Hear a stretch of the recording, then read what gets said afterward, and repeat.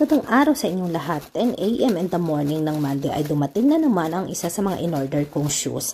Pangalawa tong dumating guys kasi needs ko ng shoes na multi-purpose tulad na pwede mo siyang suotin pag winter season, spring season, summer season. Ang pinaka-hate weather ko ay ang rainy season talaga. Kaya needs ko talaga ng waterproof na sapatos. Itong sapatos na ito ang sagot sa aking problema sa weather. Bukod sa high cut na ito, sporty shoes na din siya. Pwede ko gamitin kapag mag-gym ako pang workout na din. Dahil waterproof ito, kahit anong weather, pwede mo rin siyang gamitin. O diba, multi-purpose at practical pa? By the way guys, gusto ko lang malaman nyo na hindi lang pala pag-unboxing ang ginagawa ko rito. Nag-flex po ako ng mga bagay-bagay dito sa Turkey. More on flexing po talaga ako sa aking content. Bago ko po pala makalimutan, gusto kong pasalamatan ang aking my only one supportive husband. Ako ay tagasabi lang po ng mga gusto ko sa kanya at siya naman ang nagkakandara pa maghanap ng mga gusto ko. Kasi expert po siya sa online shopping. Yun lang po.